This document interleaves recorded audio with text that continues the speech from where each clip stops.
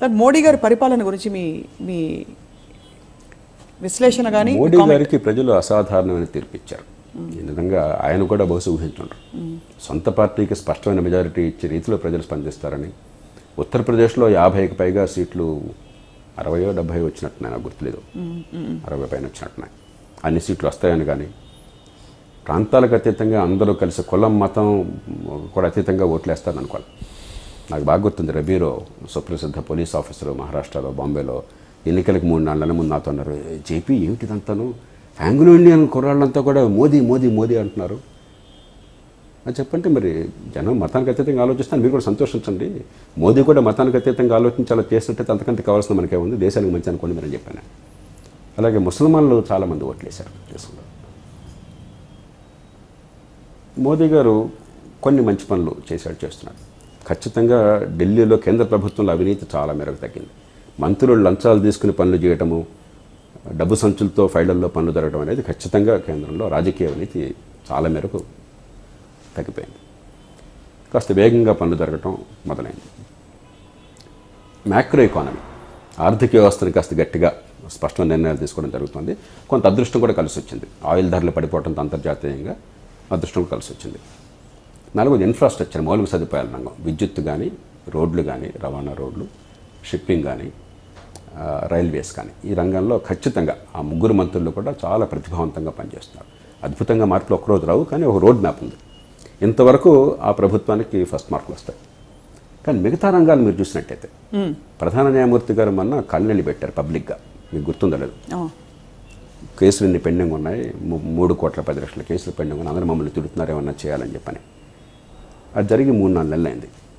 ఈ 4 నెలల్లో ఒక్కసారి ప్రధాన న్యాయమూర్తితోనూ దేశంలో కాస్త న్యాయ వ్యవస్థలో నిపుణులతో కూర్చుని ఏం చేద్దామని ఆలోచన జరిగిందన్నా ఉదాహరణ చెప్తున్నాను.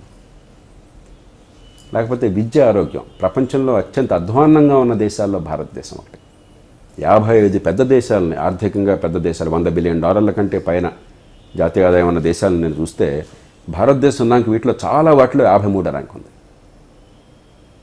53వ ర్యాంక్. మనకంటే తర్వాత ఉంది పాకిస్తాన్, బంగ్లాదేశ్ కూడా దీనిలో వచ్చినాయి కాబట్టి వాళ్ళు మనకంటే కొంచెం కింద ఉన్నారు.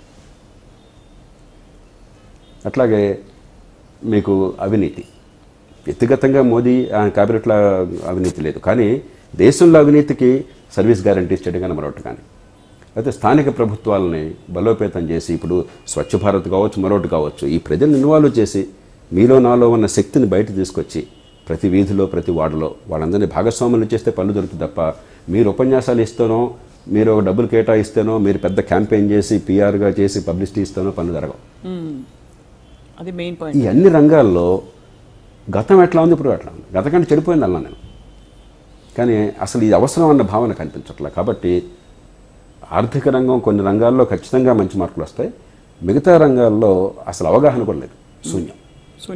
కాబట్టి చెడు చేస్తానికి అనడం లేదు, శూన్యం. కొంత పిఆర్ మీద దృష్టి తగ్గించి అది ఉంటే ఉంచుకొని నాకు అభ్యంతరం లేదు, అది పెద్ద నేను ముఖ్యంగా భావించట్లేదు. అసలు చేయాల్సిన పని చేయకపోతే ఈ దేశ నిర్మాణం సాధ్యం కాదు. 55 దేశాల్లో మీరు 53వ ర్యాంకులో ఉంటే కీలకమైన అంశాల్లో, విద్యలో 74 దేశాల్లో 73వ ర్యాంకులో ఉంటే ఎట్లా? ఇప్పుడు మోదీ కళ ఏంటి, మనందరి కళ ఏంటి? భారతదేశం అగ్రస్థానంలో ఉండాలి, మన దేశంలో పేదరికం పోవాలి, ఆదాయాలు పెరగాలి, ఒక గౌరవప్రదమైన అందరూ కలిసి సహజీవనం చేసే సమాజ నిర్మాణం కావాలి. దీనిలో ఎవరికి భేదాభిప్రాయం లేదు కదా. మీరు ఈ 73వ స్థానంలో విద్య ఉంటే 74 దేశాల్లో ఇంత సిగ్గుచేటు, 55 దేశాల్లో 53వ స్థానంలో అన్ని కీలకమైన ఇండికేటర్స్లో మీరుంటే మీరు ఎట్లా సాధిస్తారు?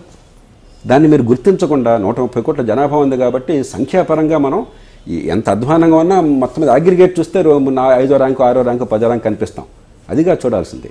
తలసరి ఏముందో మీరు చూసుకోకుండా, విద్యుత్ వినియోగం కావచ్చు, మన ఇండికేటర్స్ అన్ని పక్కన పెట్టి అవన్నీ చూడకుండా, దాన్ని ఎలా బాగు చేయాలో అని లోతుగా ఆలోచన చేయకుండా మీరు దేశానికి నిర్మాణం చేయలేరు. కాబట్టి ఖచ్చితంగా గత ప్రభుత్వంతో పోలిస్తే మన్మోహన్ సింగ్ గారు నాకు బాగా సన్నిహితమైన మనిషి, ఆయన నేను గౌరవిస్తాను ఇప్పటికి కూడాను.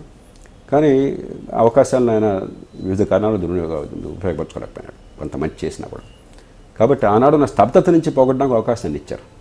కొంత మంచి జరుగుతుంది, కానీ అది చాలదు. దీంతో తృప్తిపడిపోయి వాళ్ళకంటే మేము బెటర్ కదా అని చెప్పి అన్నట్టయితే కరెక్టే, వాళ్ళకంటే బెటర్ కావచ్చు, మీరు మళ్ళీ గెలవచ్చు, నా తెలియదు, జనం చూసుకుంటారు. మీ పార్టీ విస్తరించవచ్చు, కానీ దేశం మాత్రం ఏం బాగుపడదు. ఇది పద్ధతి కాదు.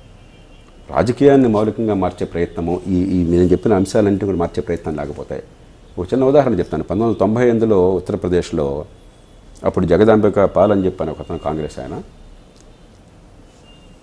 ఈ రమేష్ భండారీ అనే కాంగ్రెస్ గవర్నర్ గతంలో ఫారిన్ సెక్రటరీగా పనిచేశాడు, IFS officer, foreign service officer. మన రామ్లాల్లాగా ఆయన అడ్డం పెట్టుకుని అన్యాయంగా బీజేపీకి చెందినటువంటి కళ్యాణ్ సింగ్ ప్రభుత్వాన్ని దింపేశారు. తర్వాత సుప్రీంకోర్టు ఆదేశం ఇచ్చింది, దాని మీద ఓడిపోయారు. దింపేసిన వాళ్ళకి ఆ సంఖ్యాబలం లేదు, అబద్ధం అని తేలిపోయింది. ఆయన రూమ్లో కూర్చుని తలుపు తాళం వేసుకున్న ముఖ్యమంత్రి ఆఫీస్లో నేను బయటకు రానన్నాడు. ఓడిపోయిన తర్వాత దేశంలో మొట్టమొదటిసారి ఇప్పటిదాకా అదే సంఘటన జరిగింది. అలాంటి సంఘటన మళ్ళీ జరగల. తర్వాత జరుగుతుందో మనకు తెలియదు. బలవంతంగా ఏదో వాళ్ళు 3-4 గంటల సేపు గొడవ చేసి బయట చీఫ్ సెక్రటరీ అధికారులు వాళ్ళంతా గొడవ చేసి తలుపులు బలపడతామని బెదిరిస్తే చివరికి బయటకు వచ్చి ఆయన ఆ పదవిని వెళ్ళాడు. అయితే కూర్చోబెట్టి కూర్చున్నాడు ఫిజికల్గా. ఇప్పుడు ఆయన ఎక్కడున్నాడు తెలుసా మీకు? ఆయన బీజేపీ ఎంపీ. ఇప్పుడు చూసారు మీరు, నోరు తెరిచారు. ఈవేళ లోక్సభలో బీజేపీ ఎంపీ ఆయన. అంటే ఒక రాజకీయ సంస్కృతిలో అన్ని పార్టీల్లో కూడా ఇది ఒకటి, ఇది ఓకే, వీళ్ళే చెప్తుంటారు ఇది ఓకే, ఆ గాలిని బట్టి మనం ఉపయోగించుకున్న అధికారంలోకి వద్దాం తప్పితే ఇది ఓకే అని మీరు అనుకున్నంత కాలం ఈ దేశానికి మంచి జరగదు.